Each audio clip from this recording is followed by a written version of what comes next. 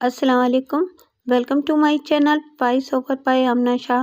Listeners, आज मैं आपको एक और सनसनीखेज full of suspense crime story सुना रही हूँ जिसका उन्वान है शेर को सवा शेर। तो आइए शुरू करते हैं। कैथरीन को आर्थर से मिलवाना मेरी ज़िंदगी की दूसरी बड़ी गलती थी। अब आप लोग ये ज़रूर सोचेंगे कि मेरी ज़िंदगी की पहली बड़ी गलती क्या थी, तो वो भी बता देता हूँ। मेरी ज़िंदगी की पहली बड़ी गलती आर्थर से दोस्ती करना थी। इन दिनों मैंने जवानी की सरहद पर कदम रखा ही था और हर जवान होने वाले लड़के की तरह मैं भी आने वाले वक्त से बेखबर ज़िंदगी से लुत्फ़अंदोज़ होने में मसरूफ़ था। जब हमारे कॉलेज में आर्थर की आमद हुई। भूरे बाल और नीली आंखों वाला आर्थर शक्ल से ही चालाक नजर आता था। मेरे कॉलेज में ज़्यादा दोस्त ना थे, इसलिए मैं क्लास में अलग बैठता था। जब वो मेरे साथ वाली कुर्सी पर आकर बैठ गया, हाय, मैं आर्थर हूँ और कल ही मैंने दाखिला लिया है कॉलेज में, उसने बेतकल्लुफ़ी से मुझे मुखातिब किया।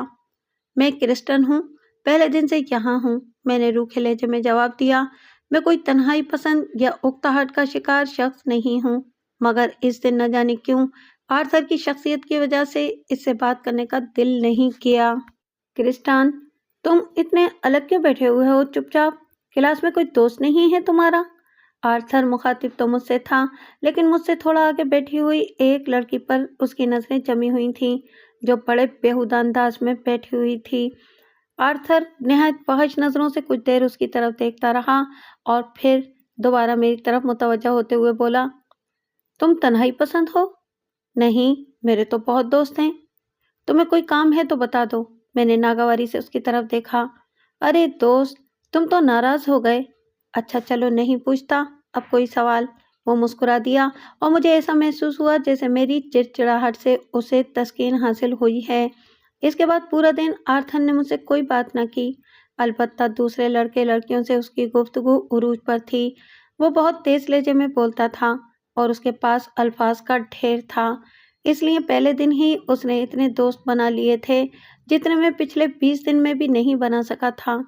पता नहीं क्या वजह थी, आर्थर मुझे दोस्त बनाना चाहता था। मैं जितना इससे दूर भागता वो उतना ही करीब आता। खेल कूद से लेकर हर फंक्शन की रात और खाने पीने तक वो मुझे लाजमी हर मामले में शामिल करता। इसकी शख्सियत के लिए मेरी जो नापसंदीदगी थी वो कहीं दब गई और धीरे धीरे हमारी दोस्ती हो गई। आर्थर अब वाहिद लड़का था जिसके मैं बेहद करीब हो गया, वरना जो पुराने चंद दोस्त थे इनसे बस मेरी हेलो हाय ही थी। आर्थर की आदत बहुत अजीब थी। वो पढ़ने में तेज था, मगर कभी मेहनत ना करता।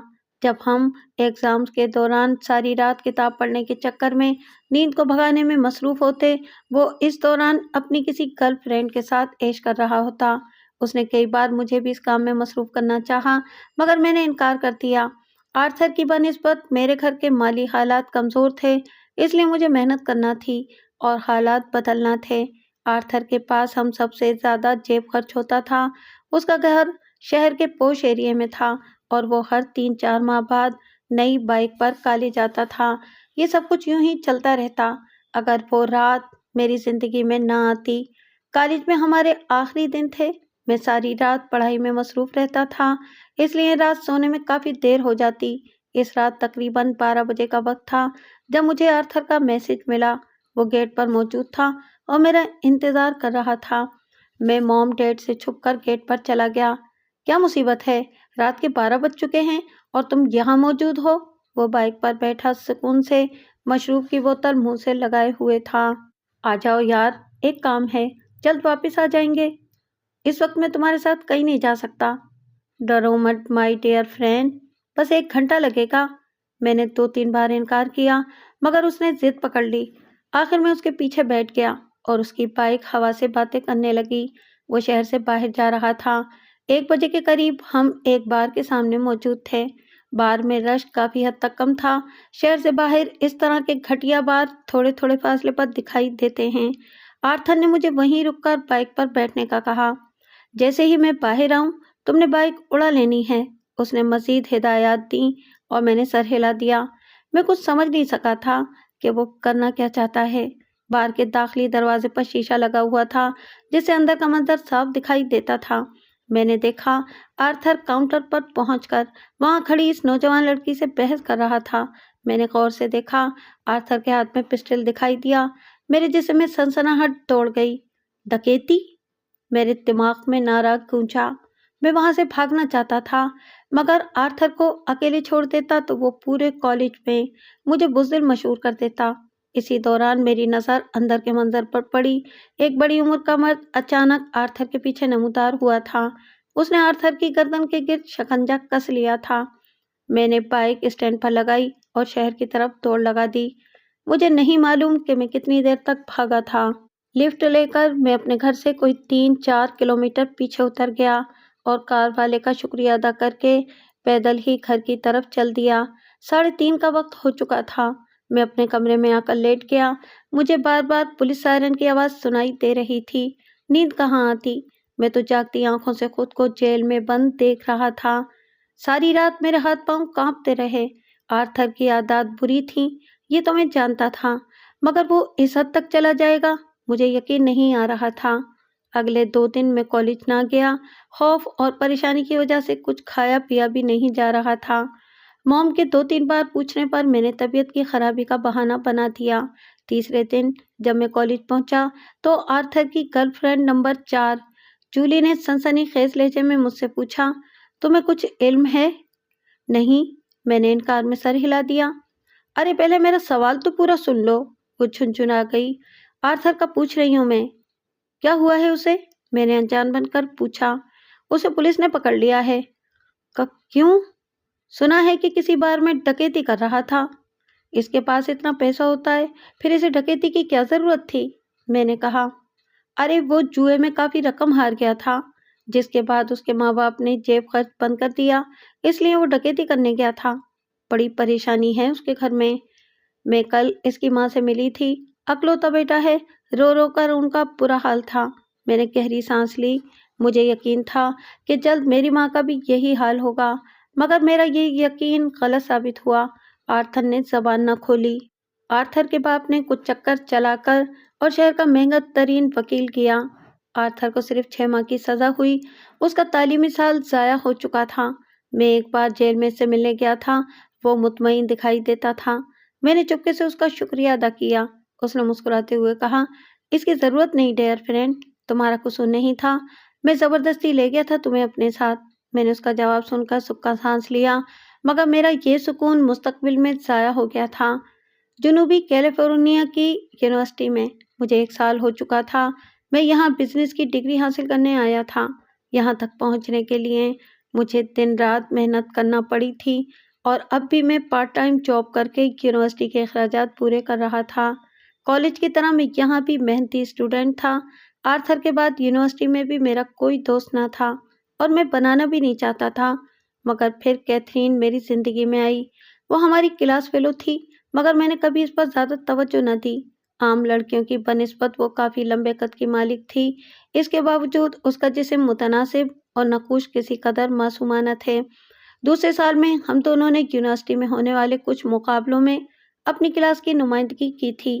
وہ بھی میری طرح کہانیاں لکھنے کی شوقین تھی، اور بزنس جیسے خشک مضمون کے باوجود اس کی اور میری دلچسپی لٹریچر میں تھی۔ کلاس سے ہٹ کر 2-3 ملاقاتوں میں ہی وہ میرے کافی قریب ہو گئی۔ میرا قد بھی لمبا تھا، اس لیے وہ میرے ساتھ اچھی لگتی تھی۔ ابھی اس کی اور میری محبت ابتدائی مراحل میں تھی کہ آرتھر نام کی نحوست مجھے یونیورسٹی میں پھر دکھائی دی۔ پہلے سال کے جونیئر اسٹوڈنٹس کی قطار میں مجھے آرتھر دکھائی دیا تو میرے دماغ میں خطرے کی گھنٹی بجنے لگی۔ مجرمانہ ریکارڈ رکھنے کے باوجود نہ جانے کب اس نے کالج پاس کر کے یہاں داخلہ لے لیا تھا۔ مجھ پر نظر پڑتے ہی وہ مسکرایا اور اس نے دور سے ہاتھ ہلایا۔ اس کی مسکراہٹ میں چھپی کمینگی کی جھلک صرف میں دیکھ سکتا تھا۔ اپنے دوستوں کو پیچھے چھوڑ کر وہ میری طرف آیا اور گرم جوشی سے مجھے گلے لگا لیا۔ کرسٹن، تم نے تو خبر ہی نہیں لی کبھی اپنے دوست کی؟ اس نے شکایت کی۔ بس زندگی بھاگ رہی ہے، مصروف ہو گیا ہوں میں کام میں نے جواب دیا، اور حقیقت میں اگر چاہتا تو اس سے مل بھی سکتا تھا، مگر مجھے کوئی شوق نہیں تھا ماضی کی غلطیاں دہرانے کا۔ چلو کوئی بات نہیں، اب ملاقات ہوتی رہے گی۔ میں نے بھی یہاں داخلہ لے لیا ہے، میں نے دل ہی دل میں دوبارہ کبھی ملاقات نہ ہونے کی دعا مانگی اور زبان سے کہا، ضرور۔ آرتھر ایسا منحوس تھا کہ اس سے بچنے کے لیے کی گئی دعائیں کبھی قبول نہیں ہوتی تھیں۔ یونیورسٹی میں بھی یہی ہوا۔ وہ اپنی کلاس میں کم اور میرے ساتھ زیادہ پایا جاتا تھا۔ اصل مسئلہ تب شروع ہوا جب میں نے کیتھرین کا اس سے تعارف کروا دیا۔ باتوں کا ماہر تو وہ تھا ہی، کیتھرین بھی اس میں دلچسپی لینے لگی اور یہ سب میری برداشت سے باہر تھا۔ میں نے کئی بار باتوں باتوں میں اسے سمجھایا کہ کیتھرین میری گرل فرینڈ ہے، اس لیے اس سے دور رہو، مگر وہ آرتھر ہی کیا جو لڑکی پر دوستی کو ترجیح دے۔ اسے صرف 1 ہفتہ لگا تھا کیتھرین کو مجھ سے دور کرنے میں۔ وہ ساتھ ساتھ دکھائی دینے لگے۔ مجھے اس پر شدید غصہ تھا، مگر میں غصے کے سوا کچھ کر نہیں سکتا تھا۔ انہی دنوں یونیورسٹی میں سینئرز نے ایک مقابلہ رکھا اور یہ اسکرپٹ رائٹنگ کا مقابلہ تھا جس میں سب اسٹوڈنٹ حصہ لے سکتے تھے۔ ان کے لکھے گئے اسکرپٹ پر ڈرامہ ریکارڈ ہونا تھا۔ یہ ڈرامہ یونیورسٹی سے ہی ایک فنکشن میں دکھایا جانا تھا۔ پہلے نمبر پر آنے والے اسکرپٹ کو انعام بھی ملنا تھا۔ میں اور کیتھرین دونوں اس کام کا شوق رکھتے تھے، اس لیے ہم نے اسکرپٹ لکھنے کے لیے موضوع ڈھونڈنا شروع کر دیا۔ میں کلاس لینے کے بعد سارا دن لائبریری میں کتابیں پڑھنے میں لگا دیتا۔ مجھے کسی ایسے موضوع کی تلاش تھی جو سب سے منفرد ہو اور اس پر ابھی تک کچھ نہ لکھا گیا ہو۔ آخر میری محنت رنگ لے آئی اور میں نے تاریخ سے ایک محبت کی کہانی نکال کر اس پر 1 ماہ میں اسکرپٹ تیار کیا۔ اس دوران کیتھرین بھی اپنا کام مکمل کر چکی تھی۔ اس نے بھی اچھا اسکرپٹ لکھا تھا، مگر مجھے یقین تھا کہ میرا اسکرپٹ پہلا انعام ضرور جیتے گا۔ میں نے آخری بار اسے پڑھ کر فائنل کرنے کے لیے ایک ویکینڈ کی رات سوچی تھی۔ جاب سے واپس آنے کے بعد میں رات کو جب ویکینڈ کے رش کی وجہ سے دیر سے اپنے گھر پہنچا تو دروازے پر آرتھر موجود تھا۔ اس کو دیکھتے ہی میرا دل بیٹھ گیا۔ وہ اپنی مخصوص مسکراہٹ چہرے پر سجائے وہاں موجود تھا۔ کافی دیر سے تمہارا انتظار کر رہا تھا ڈیئر فرینڈ، کہاں غائب تھے؟ کام پر تھا، پر تم کیوں آئے ہو یہاں؟ ایک ضروری کام ہے، اس دن جیسا؟ میں نے طنز کیا۔ نہیں، اندر چل کر بات کرتے ہیں۔ اس نے میرے کندھے پر ہاتھ رکھا۔ ہم گھر میں داخل ہو گئے۔ ڈیڈ ابھی گھر نہیں آئے تھے، مام کچن میں تھیں۔ میں نے ان سے کافی کے 2 کپ لانے کو کہا اور خود آرتھر کے سامنے بیٹھ گیا۔ ہاں بتاؤ، کیا کام ہے؟ کیتھرین بتا رہی تھی کہ تم نے مقابلے کے لیے بہت اچھا اسکرپٹ لکھا ہے۔ میرے دماغ میں خطرے کی گھنٹی بجنے لگی۔ کیتھرین واحد اسٹوڈنٹ تھی جسے میں نے بتایا تھا، ورنہ کوئی میرے اسکرپٹ کے بارے میں نہیں جانتا تھا۔ کیتھرین نے بھی پڑھا نہیں تھا، بس موضوع کی حد تک جانتی تھی اور شاید موضوع کی بنیاد پر ہی اس نے آرتھر سے ذکر کر دیا تھا۔ ہاں، ایک لکھا تو ہے، میں نے دھیمی آواز میں جواب دیا۔ میں بھی لکھنا چاہتا ہوں، مگر کچھ دماغ میں نہیں آ رہا۔ اپنا اسکرپٹ دکھاؤ نا ذرا، شاید اسے پڑھ کر میرے دماغ میں بھی کچھ آ جائے، اس نے فرمائش کی۔ آرتھر کی اسکرپٹ رائٹنگ میں یہ دلچسپی شاید کیتھرین کی وجہ سے تھی یا پھر وہ مجھ سے حسد کر رہا تھا، ورنہ آج سے پہلے کبھی اسے اس قسم کی سرگرمی میں ملوث نہیں دیکھا گیا تھا۔ میں نے کمپیوٹر آن کیا اور اس میں محفوظ کیا گیا اسکرپٹ نکال کر اسے دکھایا۔ اسے 15-20 منٹ لگے تھے پڑھنے میں۔ اچھا ہے، اس نے سر ہلایا۔ میرا اسکرپٹ؟ تمہارا؟ میں چونکا۔ یہی جو ابھی پڑھ رہا تھا، یہ میرا ہی تو ہے نا؟ وہ ہنس پڑا۔ مگر یہ تو میں نے لکھا ہے۔ میں الجھ گیا۔ تو کیا فرق پڑتا ہے، ہم دوست ہیں، لکھا تم نے ہے، ملکیت میری ہے، وہ معنی خیز لہجے میں بولا۔ یہ کیا بکواس ہے آرتھر؟ میں چھنچھلا گیا۔ بکواس نہیں، حقیقت ہے ڈیئر فرینڈ۔ تم اپنا اسکرپٹ مجھے دو گے جو میں اپنے نام سے مقابلے میں دوں گا۔ مگر کیوں؟ کیونکہ اگر تم نے مجھے یہ اسکرپٹ نہ دیا تو میں سب کو بتا دوں گا کہ تم ڈکیتی میں میرے ساتھ تھے۔ اس کی بات سن کر میرے ماتھے پر پسینہ چمکا۔ وہ اپنی فطرت میں موجود کمینگی ظاہر کر رہا تھا۔ یہ صاف بلیک میلنگ تھی۔ اس سے کیا ہوگا؟ سزا تو تم بھگت چکے ہو، اور اس بات کا ثبوت بھی کوئی نہیں ہے کہ اس رات میں تمہارے ساتھ تھا۔ میں نے کمزور لہجے میں اپنا دفاع کیا۔ ثبوت ڈھونڈنا کون سا مشکل کام ہے میرے دوست، اور ہوگا کچھ بھی نہیں۔ بس یونیورسٹی میں ایک ڈاکو موجود ہے جو کبھی پکڑا نہیں گیا۔ یہ بات یقیناً انتظامیہ کو پسند نہیں آئے گی۔ ہو سکتا ہے کہ وہ تمہیں یونیورسٹی سے ہی نکال دیں۔ کیتھرین پر بھی تمہارا بہت برا اثر پڑے گا۔ ایسا ہوتا تو تم کب کے نکالے جا چکے ہوتے۔ میری بات سن کر وہ ہنس پڑا۔ ایسا ممکن نہیں میرے دوست۔ یونیورسٹی کا ڈائریکٹر اکثر ہمارے گھر لنچ کرتا ہے۔ बिजनेस डिपार्टमेंट का हेड भी साथ होता है। उसने आंख दबाई। मैं बुरी तरह फंस चुका था। एक तरफ मुकाबला था तो दूसरी तरफ मेरी बरसों की मेहनत। एक बार यूनिवर्सिटी वाले निकाल देते तो शायद मैं कभी भी कहीं भी दाखिला न ले सकता।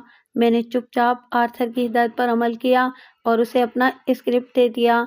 इसके बाद मेरा दिल कभी यूनिवर्सिटी में ना लगा। मैं आर्थर से मिला, ना ही कभी कैथरीन से। इनका इश्क उरूज पर था। मैं बस डिग्री के लिए यूनिवर्सिटी जाता रहा। आर्थर वो मुकाबला आसानी से जीत गया था। पूरी यूनिवर्सिटी में इसकी तारीफें हुई। इसके बाद आर्थर ने भी कभी मुझसे मिलने की कोशिश न की। अलबत्ता कभी अगर इत्तेफाक से मुलाकात हो जाती तो वो कोई तंज़ या फिक्रा उछाल देता, जिसे बर्दाश्त करना मेरी मजबूरी थी। वक्त गुजरता चला गया और आखिर बैंक ऑफ कैलिफोर्निया से ड्राइवर ने गाड़ी बंगले की तरफ मोड़ ली। ये गाड़ी और शानदार बंगला मुझे बैंक वालों ने ही दिया था। इस गाड़ी में बैठते हुए मुझे फख्र महसूस होता था। यह मेरी बरसों की मेहनत का नतीजा था जो मैं आज इस मकाम पर था। डिग्री के बाद पिछले 8 साल से मैं मेहनत कर रहा था। कई कंपनियों में नौकरी की और बहुत से बैंकों में असिस्टेंट मैनेजर रहा।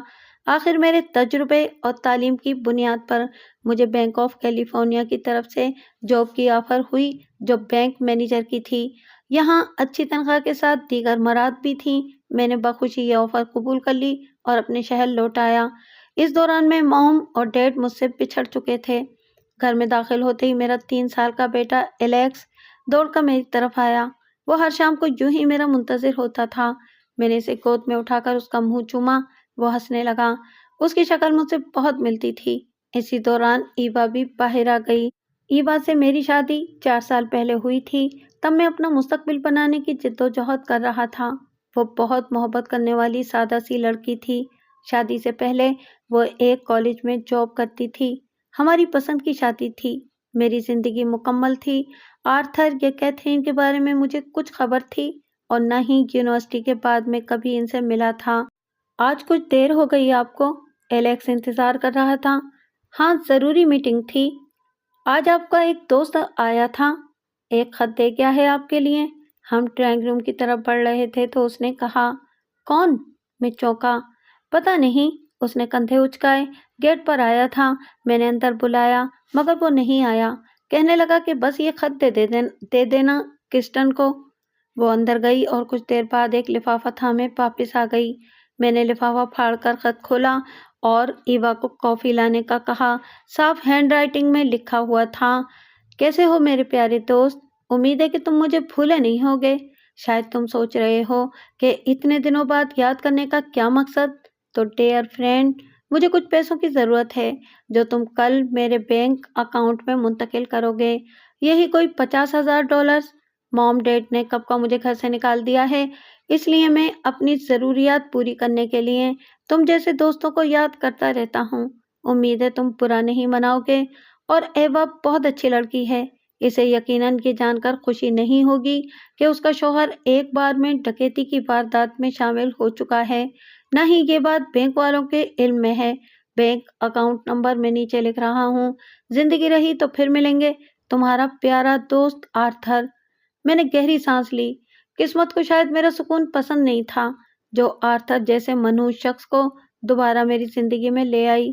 एवा काफी का मग हाथ में पकड़े अंदर दाखिल हुई और मुझे पकड़ाते हुए बोली, कौन था ये? मैंने चुपचाप खत उसके हवाले कर दिया। पूरा खत पढ़ने के बाद उसका चेहरा जर्द पड़ गया।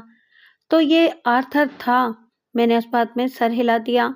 वो आर्थर को अच्छी तरह जानती थी, बल्कि वो मेरे माजी के हर शख्स और हर वाक़ये के मुतालिक जानती थी, इसलिए मुझे उसकी तरफ से तो कोई परेशानी न थी। अब क्या होगा? इस बार आर्थर नाकाम होगा एवा, बुरी तरह नाकाम। मैं इसे $1 नहीं दूंगा। और अगर उसने बैंक वालों को बता दिया तो? उसके पास कोई सबूत नहीं। यूनिवर्सिटी के दिनों में मैं कमज़ोर था और वो ताकतवर। अब की बार मामला उलट है। तुम परेशान न हो। मैंने उसका माथा चूमा। एलेक्स हम दोनों के दरमियान में बैठा था। मेरी छोटी सी फैमिली मेरी जिंदगी थी और आर्थर को ये पुरसुकून जिंदगी हरगिज पसंद न थी। एक हफ्ते बाद जब मैं बुध की शाम अपने घर पहुंचा तो मुझे गड़बड़ का एहसास हुआ। गेट खुला हुआ था। एलेक्स या ईवा ने हर दिन की तरह मेरा इस्तकबाल नहीं किया। میں بھاگتا ہوا اندر داخل ہوا۔ ابھی میں نے ڈرائنگ روم میں قدم رکھا ہی تھا کہ میرے سر پر قیامت ٹوٹ پڑی۔ آنکھوں کے سامنے اندھیرا چھا گیا۔ میں شاید 2-3 گھنٹے تک بے ہوش رہا تھا۔ ہوش میں آیا تو خود کو ایک صوفے پر بندھا پایا۔ رات کے 9 یا 10 بجے کا وقت تھا۔ میرے سامنے 3 نقابپوش موجود تھے۔ ان کا چوتھا ساتھی ڈرائنگ روم سے باہر تھا۔ کون ہو تم لوگ؟ ایوا کہاں ہے اور الیکس؟ میں چیخا۔ صبر کرو صبر، وہ سامنے موجود ہیں۔ میں نے دیکھا تھوڑے فاصلے پر ایوا اور الیکس بھی موجود تھے۔ ایوا کی آنکھوں میں آنسو تھے اور وہ میری طرف ہی دیکھ رہی تھی۔ کیا چاہتے ہو؟ کیلیفورنیا کے سب سے بڑے بینک کا مینیجر پوچھتا ہے کہ کیا چاہتے ہو؟ بولنے والا ان کا لیڈر محسوس ہوتا تھا۔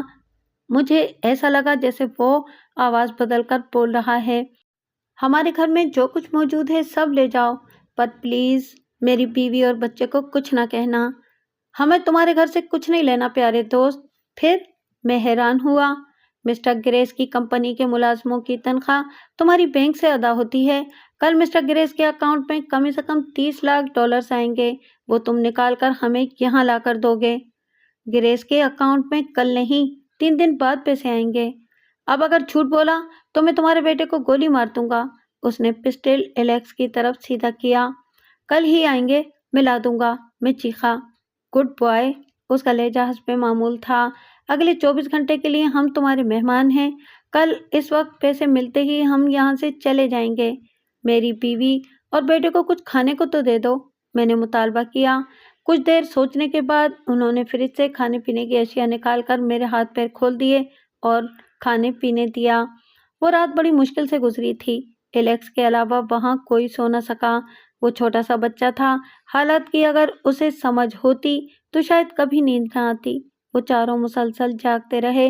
وہ پوری پلاننگ کر کے آئے تھے اور ان کے پاس بینک کی بھی تفصیلات تھیں۔ میں الیکس یا ایوا کی موجودگی میں کسی قسم کی مزاحمت کا سوچ بھی نہیں سکتا تھا۔ دوسری صبح میں تیار ہوا اور گاڑی نکال کر باہر لے آیا۔ اتفاق سے میرا ڈرائیور 2 دن کی چھٹی پر گیا ہوا تھا۔ ان کا لیڈر گیٹ تک میرے ساتھ آیا۔ جب میں نے گاڑی اسٹارٹ کی تو اس نے شیشے پر ہاتھ مارا۔ میں نے شیشے کو نیچے کیا۔ وہ دھمکی دیتے ہوئے بولا، یاد رکھو تمہاری بیوی اور بچے کی زندگی تمہارے ہاتھ میں ہے۔ اگر پولیس کو اطلاع دی یا کوئی چالاکی دکھائی تو 1 سیکنڈ سے بھی کم وقت میں تمہارا خاندان برباد ہو جائے گا۔ میں نے سر ہلا دیا اور بینک کی طرف بڑھ گیا۔ بینک پہنچتے ہی میں اپنے آفس میں داخل ہو گیا۔ اپنا کام مکمل کرنے کے بعد میں نے مسٹر گریس کے اکاؤنٹ کی تفصیل نکالی۔ $30 لاکھ کل شام ہی ان کے اکاؤنٹ میں جمع ہو چکے تھے۔ میں نے گہری سانس لی۔ ایوا اور الیکس کی زندگی کے لیے میں کسی قسم کا رسک نہیں لینا چاہتا تھا۔ مجھے آفس میں پورا دن گزارنا تھا۔ میں معمول کے مطابق اپنے تمام کام کرتا رہا۔ چھٹی کے وقت سے کچھ دیر پہلے ہی میں نے مسٹر گریس کے اکاؤنٹ میں موجود تمام رقم نکلوا کر بریف کیس میں رکھ لی۔ کیشیئر کے پوچھنے پر جواب دیا، مسٹر گریس کی ہدایت پر انہیں رقم گھر پہنچانی ہے۔ مگر سر، یہ رولز کے خلاف ہے۔ اس کی بات سچ تھی مگر میں مجبور تھا۔ آپ سے رولز نہیں پوچھے میں نے خشک لہجے میں جواب دیا۔ وہ خاموش ہو گیا۔ رقم لے کر میں آفس سے نکل گیا۔ گھر پہنچنے میں مجھے 30 منٹ لگے۔ گیٹ پر ان کا لیڈر بے چینی سے میرا انتظار کر رہا تھا۔ اس نے بریف کیس میرے ہاتھ سے لے لیا اور اندر میرے ساتھ آ گیا۔ الیکس جو ڈری نظروں سے سب کو دیکھ رہی تھی بھاگ کر میرے پاس آیا اور میں نے اسے اٹھا کر پیار کیا۔ یہ سب بعد میں کرنا، چلو صوفے پر بیٹھو۔ میں نے الیکس کو نیچے اتارا اور صوفے پر بیٹھ گیا۔ ان کے لیڈر نے رسی نکال کر مجھے باندھنا شروع کر دیا۔ اسی دوران الیکس نے عجیب حرکت کی۔ اس نے اچانک ہاتھ بڑھایا اور لیڈر کا نقاب کھینچ لیا۔ میری نظروں کے سامنے آنے والا چہرہ دیکھ کر میں شدید حیران ہو گیا۔ پولیس آ چکی تھی۔ ان کا ایک آفیسر مجھ سے اور ایوا سے سوال و جواب کر رہا تھا۔ میں نے انہیں تمام تفصیل بتا دی تھی۔ یہ بینک ڈکیتی کی ایسی عجیب واردات تھی جس میں بینک مینیجر کے خاندان کو یرغمال بنا کر بینک لوٹا گیا تھا۔ آفیسر ایڈن بھی پریشان نظر آتا تھا۔ وہ بار بار مجھ پر دباؤ ڈال رہا تھا۔ اسے شک تھا کہ میں جھوٹ بول رہا ہوں۔ وہ گنجے سر کا مالک ایک ادھیڑ عمر شخص تھا۔ آپ کے بیان کی سچائی ثابت کرنے کے لیے ہمارے پاس کوئی ثبوت نہیں مسٹر کرسٹن۔ मुजरिम चालाक थे। उन्होंने सिक्योरिटी कैमरे और अलार्म मुकम्मल तौर पर नाकारा कर दिए थे, इसलिए हमें आपसे मज़ीद सवाल जवाब करने पड़ेंगे। इसने मुनासिब अल्फाज में मुझे बता दिया था कि मुझ पर शक किया जा रहा है। मुजरिम चालाक थे, मगर एक गलती कर गए हैं, मैंने जवाब दिया। क्या? वो चौंका। इन्हें शायद इल्म नहीं था कि सिक्योरिटी के लिए लगाए गए कैमरे जो दिखाई देते थे, इनके अलावा भी खुफिया कैमरे होते हैं। अलार्म उन्होंने ज़रूर नाकारा कर दिया था, मगर सिक्योरिटी कैमरे कुछ महफूज हैं, इनकी रिकॉर्डिंग भी होगी। मैंने मज़ीद तफसील बताई। उसके चेहरे पर रौनक आ गई। ये तो बेहतरीन काम किया हुआ है आपने, उसने जवाब दिया। कुछ देर बाद में वो मेरे कंप्यूटर के सामने बैठा सिक्योरिटी कैमरों की वीडियोस देख रहा था। ये मुकम्मल वीडियो थी जिसमें डाकुओं को घर में दाखिल होते देखा जा सकता था। ईडन काफ़ी देर तक ये वीडियो देखता रहा। कुछ देर बाद वो मेरे पास वापस आया तो बोला, वो सब तो नकाबपोश थे, मगर एक शख्स का चेहरा मैंने देख लिया है। क्या तुम इसे पहचानते हो? वो मुझे कंप्यूटर के सामने ले गया। यहाँ एक क्लिप में डाकुओं का लीडर अपना उतर जाने वाला नकाब दोबारा पहन रहा था। उसका चेहरा आधा दिखाई दे रहा था, मगर वो साफ पहचाना जा रहा था। ये तो मेरा दोस्त था, आर्थर। मेरी बात सुनकर ईडन चौंक गया। क्या मतलब? जवाब में मैंने इसे पूरी बात बता दी, आर्थर की डकैती और फिर मुझे ब्लैकमेल करने की कहानी तक।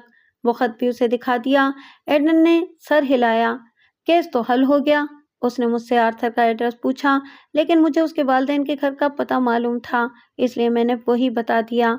आर्थर 2 दिन बाद गिरफ्तार हो गया। वो एक घटिया से बार से पकड़ा गया था। सुनने में आया था कि उसके खिलाफ पहले भी 3-4 केस थे जो छोटी मोटी वारदातों के थे। पुलिस रकम बरामद न कर सकी, मगर आर्थर अपनी गैर मौजूदगी का कोई सबूत न दे सका। इसकी गिरफ्तारी के बाद मैंने सुख का सांस लिया। मेरी जान इससे छूट गई थी। इस वारदात के तकरीबन 3 हफ्ते बाद इतवार की शाम मैंने गाड़ी निकाली और शहर से बाहर रवाना हो गया। 50-60 किलोमीटर आगे आने के बाद एक छोटी सड़क पर मुड़ गया। थोड़ा आगे एक बाइक पर हेनरी मौजूद था। उसने अपना हुलिया तब्दील किया हुआ था। इसके पास एक ब्रीफकेस था जिसमें $10 लाख थे। उसने मुझे पकड़ाए और मुस्कुराते हुए बोला, शुक्रिया बॉस, आज के बाद मैं तुम्हें शहर में न देखूं। मेरी बात सुनकर उसने इस बात में सर हिला दिया और बाइक पर बैठकर चला गया। हेनरी मुझे एक होटल में मिला था जहां वो वेटर की नौकरी कर रहा था। इसकी शक्ल 70-80% आर्थर से मिलती थी। वो अपने हालात से सख्त परेशान था। वो निचले दर्जे का जुराइम पेशा शख्स था जो कभी पकड़ा नहीं गया था, लेकिन आजकल वेटर की जॉब करने पर मजबूर था। आर्थर का खत मिलने के बाद इससे निजात हासिल करने के लिए मेरे दिमाग में एक आइडिया आया जिस पर अमल करना मुश्किल था, मगर नामुमकिन नहीं। मैंने हेनरी के हुलिये में मज़ीद तब्दीली की और इसे आर्थर की बोलचाल चाल ढाल सिखाई। कद में भी वो तकरीबन आर्थर के बराबर ही था। इस दिन डकैती का पूरा ड्रामा हेनरी और इसके दोस्तों ने मिलकर किया था।